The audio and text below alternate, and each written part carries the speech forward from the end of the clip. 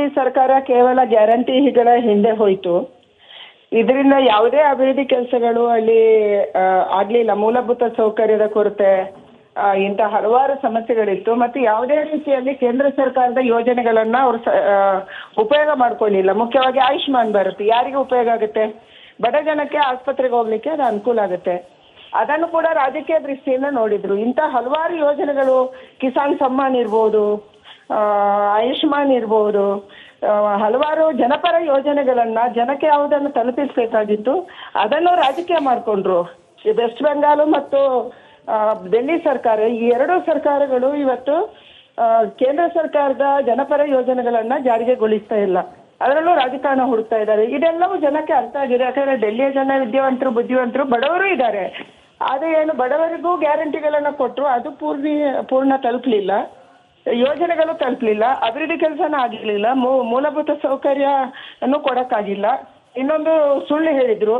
ಎರಡನೇದು, ಮುಖ್ಯಮಂತ್ರಿಗಳು ನಾನು ಸಿಂಪಲ್ ಆಗಿರ್ತೀನಿ ಅಂತ ಹೋರಾಟ ಮಾಡಿ ಮುಖ್ಯಮಂತ್ರಿ ಆಗಿ ಮಹಲಗಳನ್ನು ಕಟ್ಕೊಂಡು ಅವರು ಐಷಾರಾಮಿ ಜೀವನ ಮಾಡಿದ್ರೆ ಹೊರತು ಜನಕ್ಕೆ ಸಹಾಯ ಮಾಡಬೇಕನ್ನುವಂತ ಯೋಚನೆ ಮಾಡಲಿಲ್ಲ. ಇದನ್ನು ಜನ ಅರ್ಥಕೊಂಡು ಬಹಳ ದಶಕಗಳ ನಂತರ ನಮ್ಗೆ ಮತ್ತೆ ಸರ್ಕಾರ ಕೊಟ್ಟಿದ್ದಾರೆ. ಓಕೆ, ಶೋಭಾ ಅವರೇ, ಈಗ ಕೇಂದ್ರ ಸಚಿವರು ಹೌದು ತಾವು, ಜೊತೆಗೆ ಬಿಜೆಪಿಯಲ್ಲಿ ವರಿಷ್ಠರು. ಈಗ ನಿಮಗೆ ನೇರವಾದ ಒಂದು ಪ್ರಶ್ನೆ ಏನಂತಂದ್ರೆ, ನಿಮ್ಮ ರಾಷ್ಟ್ರೀಯ ಅಧ್ಯಕ್ಷರು ಹೇಳಿದ್ದೇನಂತಂದ್ರೆ ಎನ್ಸೈಕ್ಲೋಪೀಡಿಯಾ ಆಫ್ ಲೈಸ್ ಅಂತ ಅರವಿಂದ್ ಕೇಜ್ರಿವಾಲ್ ವಿರುದ್ಧ ಟೀಕೆ ಮಾಡಿದ್ರು. ಜೊತೆಗೆ ವಿಕಸಿತ ದೆಹಲಿ ಅನ್ನುವಂತ ಶೀರ್ಷಿಕೆಯಲ್ಲಿ ಚುನಾವಣೆಗೆ ಹೋದ್ರಿ. ನೀವು ಕೂಡ ಎಷ್ಟೋ ಸಾರಿ ಕರ್ನಾಟಕ ರಾಜ್ಯದಲ್ಲಿ ಕಾಂಗ್ರೆಸ್ ಅನೌನ್ಸ್ ಮಾಡಿದ ಗ್ಯಾರಂಟಿಗಳ ವಿರುದ್ಧ ಮಾತಾಡಿದ್ದೀರಿ. ಗ್ಯಾರಂಟಿ ದಿವಾಳಿಗೆ ಕಾರಣ ಆಗ್ತಾ ಇದೆ ಅಂತ. ಇದೇ ಗ್ಯಾರಂಟಿಯನ್ನ ಅನೌನ್ಸ್ ಮಾಡಿದವರು ನೀವು ದೆಹಲಿಯಲ್ಲಿ 2,500 ರೂಪಾಯಿ ಕೊಡ್ತೀವಿ ಅಂತ. ಇದನ್ನ ನೀವು ಒಪ್ತೀರಾ? ಈಗ 2,500 ರೂಪಾಯಿ ಕೊಡ್ತೀರಾ ಹಾಗಿದ್ರೆ ಜನರಿಗೆ? ಇಲ್ಲ, ಪ್ರಶ್ನೆ ಇರುವಂತದ್ದು ಇವತ್ತು ಕೇಂದ್ರದ ಜೊತೆ ಹೊಂದ್ಕೊಂಡು ಹೋಗುವಂತ ಸರ್ಕಾರಗಳು ಬೇಕು ಅಂತ ಜನಕ್ಕೆ ಅನಿಸಿದೆ. ಯಾವ ಯೋಜನೆಗಳನ್ನ ಕೇಂದ್ರ ಸರ್ಕಾರ ಕೊಡುತ್ತೆ ಆ ಯೋಜನೆಗಳನ್ನ ಜನರ ತನಕ ತಲುಪಿಸುವಂತ ಒಂದು ಸರ್ಕಾರಗಳನ್ನ ಜನ ನಿರೀಕ್ಷೆ ಮಾಡ್ತಾರೆ. ಪ್ರತಿದಿನ ಜಗಳಾಡ್ಕೊಂಡು ಹೋಗು, ಪ್ರತಿದಿನ ಯುದ್ಧ ಮಾಡು ಪರಸ್ಪರ. ಯಾಕೆಂದ್ರೆ ಇದೊಂದು ಫೆಡರಲ್ ಸಿಸ್ಟಮ್. ನಾವು ಫೆಡರಲ್ ಸಿಸ್ಟಮ್ ಅಲ್ಲಿ ಇದ್ದೀವಿ. ಕೇಂದ್ರ ಸರ್ಕಾರ ರಾಜ್ಯಗಳನ್ನ ಗೌರವಿಸಬೇಕು, ರಾಜ್ಯ ಸರ್ಕಾರ ಕೇಂದ್ರವನ್ನ ಗೌರವಿಸಬೇಕು ಅಂತ ಪರಿಸ್ಥಿತಿನೇ ಡೆಲ್ಲಿಯಲ್ಲಿ ಇರಲಿಲ್ಲ. ಈ ಕಾರಣಕ್ಕಾಗಿ ಸಹಜವಾಗಿ ಜನಕ್ಕೆ ಅನ್ನಿಸ್ತು, ಇದು ಯಾಕೋ ಗಾಡಿ ಹಿಂದೆ ಮುಂದೆ ಹೋಗ್ತಾ ಇದೆ, ಒಂದ್ ಚಕ್ರ ಒಂದ್ ಕಡೆ ಹೋಗ್ತಿದೆ, ಇನ್ನೊಂದ್ ಚಕ್ರ ಇನ್ನೊಂದ್ ಕಡೆ ಹೋಗ್ತಾ ಇದೆ ಅಂತ ಅನಿಸಿತ್ತು. ಸೊ ಆ ಗಾಡಿನ ಗ್ಯಾರಂಟಿ ಮೂಲಕ ದಾರಿಗೆ ತಂದ್ರಿ ನೀವೀಗ? ಖಂಡಿತವಾಗಿ ತರಲೇಬೇಕು. ಯಾಕಂದ್ರೆ ಮೋದಿ ಅವರು ಕೊಟ್ಟ ಒಂದೊಂದು ಯೋಜನೆಯನ್ನು ಕೂಡ ನಾವು ಜಾರಿಗೆ ತರಬೇಕು. ಸರ್ಕಾರ ಮಾಡಿದ್ರು ಅಂತ ಒಂದು ಪ್ರಯತ್ನವನ್ನ ಒಟ್ಟಾಗಿ ಬೂತ್ ಮಟ್ಟದಲ್ಲಿ ನಾವು ಮಾಡಿದ್ವಿ. ಯಾವುದೋ ದೊಡ್ಡ ಪ್ರಚಾರಕ್ಕಿಂತ ಹೆಚ್ಚು ಬೂತ್ ಮಟ್ಟಕ್ಕೆ ಹೋಗೋದು ಶುರು ಮಾಡಿದ್ವಿ. ಅಲ್ಲಿಗೆ ನೀವು ಗ್ಯಾರಂಟಿಗಳನ್ನ ಒಪ್ಕೊಂಡ್ರ ಶೋಭಾ ಕರಂದ್ಲಾಜೆ ಅವರೇ? ಗ್ಯಾರಂಟಿ ವರ್ಕೌಟ್ ಇಲ್ಲ, ಇಲ್ಲಿ ಗ್ಯಾರಂಟಿ ಅನ್ನೋದಕ್ಕೆ ನಾನು ಹೇಳಿಲ್ಲ. ಗ್ಯಾರಂಟಿ ಕಾರಣಕ್ಕಾಗಿ ಸರ್ಕಾರ ಬರುತ್ತೆ ಅನ್ನುವಂಥದ್ದಲ್ಲ. ಬಂದಿದೆ, ಕರ್ನಾಟಕದಂತ ರಾಜ್ಯದಲ್ಲಿ ಬಂದಿದೆ. ಕರ್ನಾಟಕದಂತ ಬುದ್ಧಿವಂತ ಜನ ಕೂಡ ಗ್ಯಾರಂಟಿ ಹಿಂದೆ ಹೋಗಿ ನಾವು ಇವತ್ತು ಹಾಳಾಗಿದ್ದೀವಿ ಅಂತ ಅನಿಸಿದೆ. ಪ್ರತಿನಿತ್ಯ ಇಲ್ಲೇನ್ ನಡೀತಿದೆ ನೀವೇ ನಿಮ್ಮ ಮಾಧ್ಯಮದಲ್ಲೇ ತಿಳಿಸ್ತಾ ಇದ್ದೀರಿ.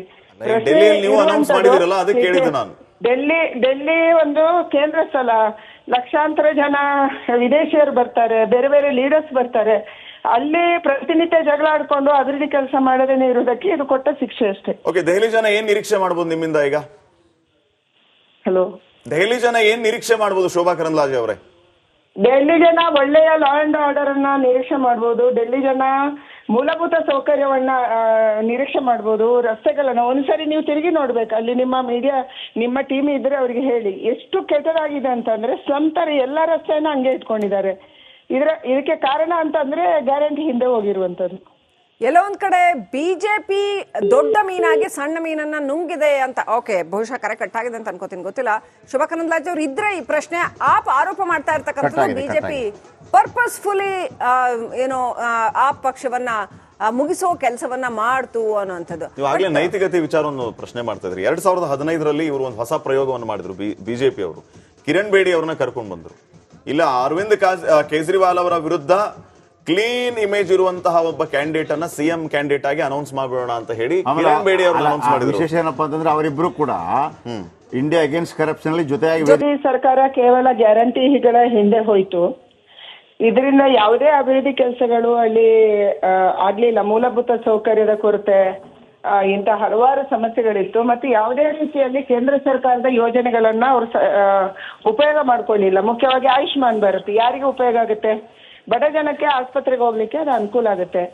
ಅದನ್ನು ಕೂಡ ರಾಜಕೀಯ ದೃಷ್ಟಿಯಿಂದ ನೋಡಿದ್ರು. ಇಂಥ ಹಲವಾರು ಯೋಜನೆಗಳು, ಕಿಸಾನ್ ಸಮ್ಮಾನ್ ಇರ್ಬೋದು, ಆಯುಷ್ಮಾನ್ ಇರ್ಬೋದು, ಹಲವಾರು ಜನಪರ ಯೋಜನೆಗಳನ್ನ ಜನಕ್ಕೆ ಯಾವುದನ್ನು ತಲುಪಿಸಬೇಕಾಗಿತ್ತು ಅದನ್ನು ರಾಜಕೀಯ ಮಾಡಿಕೊಂಡ್ರು.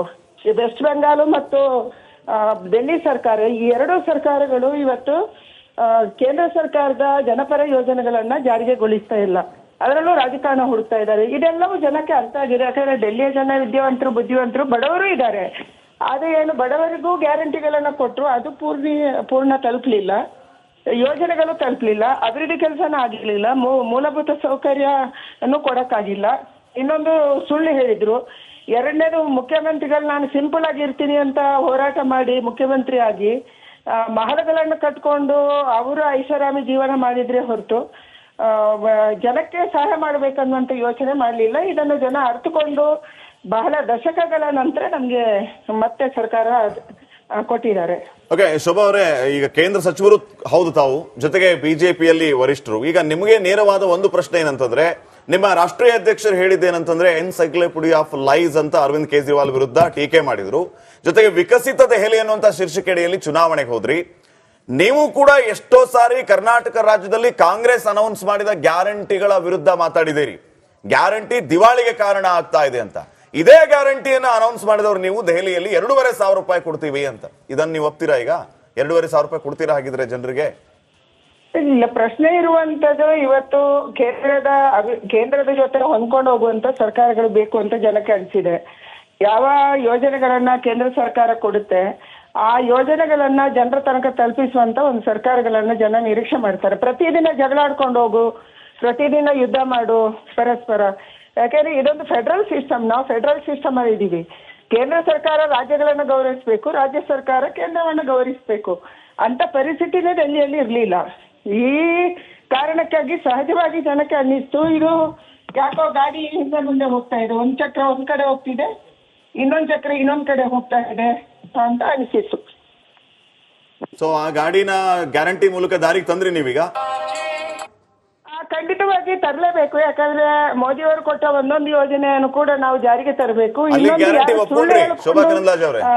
ಸರ್ಕಾರ ಮಾಡಿದ್ರು ಅಂತ ಒಂದು ಪ್ರಯತ್ನವನ್ನ ಒಟ್ಟಾಗಿ ಬೂತ್ ಮಟ್ಟದಲ್ಲಿ ನಾವು ಮಾಡಿದ್ವಿ.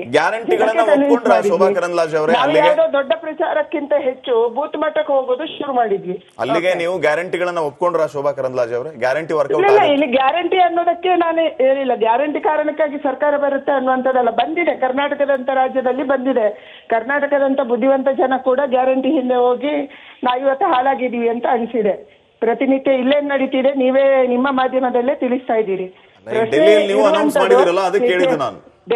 ಡೆಲ್ಲಿ ಒಂದು ಕೇಂದ್ರ ಸ್ಥಳ, ಲಕ್ಷಾಂತರ ಜನ ವಿದೇಶಿಯರು ಬರ್ತಾರೆ, ಬೇರೆ ಬೇರೆ ಲೀಡರ್ಸ್ ಬರ್ತಾರೆ. ಅಲ್ಲಿ ಪ್ರತಿನಿತ್ಯ ಜಗಳ ಆಡ್ಕೊಂಡು ಅಭಿವೃದ್ಧಿ ಕೆಲಸ ಮಾಡದೇನೆ ಇರುವುದಕ್ಕೆ ಇದು ಕೊಟ್ಟ ಶಿಕ್ಷೆ ಅಷ್ಟೇ. ಓಕೆ, ದೆಹಲಿ ಜನ ಏನ್ ನಿರೀಕ್ಷೆ ಮಾಡಬಹುದು ನಿಮ್ಮಿಂದ ಈಗ? ಹಲೋ, ದೆಹಲಿ ಜನ ಏನ್ ನಿರೀಕ್ಷೆ ಮಾಡಬಹುದು ಶೋಭಾ ಕರಂದ್ಲಾಜೆ ಅವರೇ? ಡೆಲ್ಲಿ ಜನ ಒಳ್ಳೆಯ ಲಾ ಅಂಡ್ ಆರ್ಡರ್ ಅನ್ನ ನಿರೀಕ್ಷೆ ಮಾಡಬಹುದು. ಡೆಲ್ಲಿ ಜನ ಮೂಲಭೂತ ಸೌಕರ್ಯವನ್ನ ನಿರೀಕ್ಷೆ ಮಾಡಬಹುದು. ರಸ್ತೆಗಳನ್ನ ಒಂದ್ಸರಿ ನೀವು ತಿರುಗಿ ನೋಡ್ಬೇಕು. ಅಲ್ಲಿ ನಿಮ್ಮ ಮೀಡಿಯಾ, ನಿಮ್ಮ ಟೀಮ್ ಇದ್ರೆ ಅವ್ರಿಗೆ ಹೇಳಿ ಎಷ್ಟು ಕೆಟ್ಟದಾಗಿದೆ ಅಂತಂದ್ರೆ ಸ್ವಂತ ಎಲ್ಲ ರಸ್ತೆಯನ್ನ ಹಂಗೆ ಇಟ್ಕೊಂಡಿದ್ದಾರೆ. ಇದಕ್ಕೆ ಕಾರಣ ಅಂತಂದ್ರೆ ಗ್ಯಾರಂಟಿ ಹಿಂದೆ ಹೋಗಿರುವಂತದ್ದು. ಎಲ್ಲೋ ಒಂದ್ ಕಡೆ ಬಿಜೆಪಿ ದೊಡ್ಡ ಮೀನಾಗಿ ಸಣ್ಣ ಮೀನನ್ನ ನುಂಗಿದೆ ಅಂತ. ಓಕೆ, ಬಹುಶಃ ಕರೆ ಕಟ್ಟಾಗಿದೆ ಅಂತ ಅನ್ಕೋತೀನಿ, ಗೊತ್ತಿಲ್ಲ.